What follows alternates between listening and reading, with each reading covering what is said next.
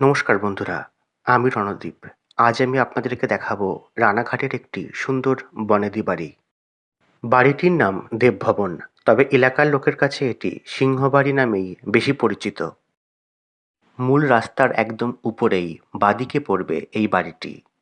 বাড়িটির সামনে অনেক হোর্ডিং এবং পোস্টার থাকায় বাড়িটি চিনতে একটু অসুবিধা হতে পারে, তবে বাড়িটির প্রাচীনত্ব দেখলেই বোঝা যাবে এটি একটি বনেদি বাড়ি।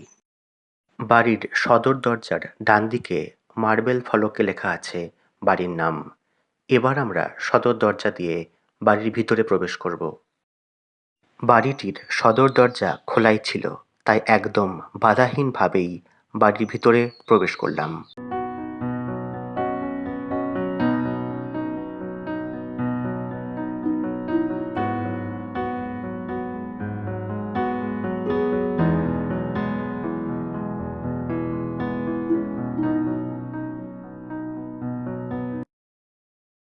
বাড়ির ভিতরে প্রবেশ করার পর বোঝা যায় ডান দিকের এই অংশটি হয়তো ছিল আগেকার ঠাকুরদালান, কিন্তু আজকে তার পরিবর্তিত অবস্থা দেখে তা বোঝার উপায় নেই।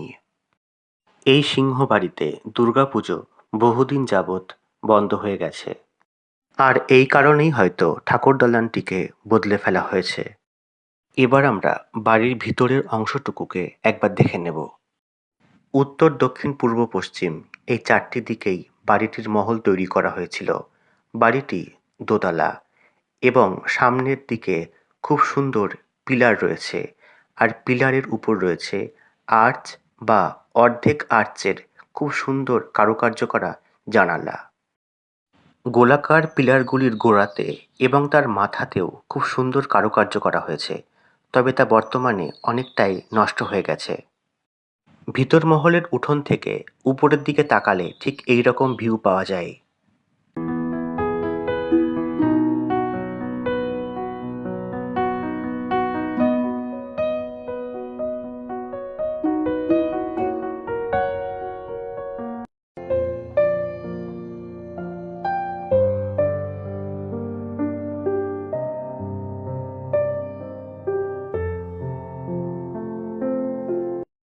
এবার বলছি এই বাড়িটি দেখতে আপনারা কিভাবে যাবেন।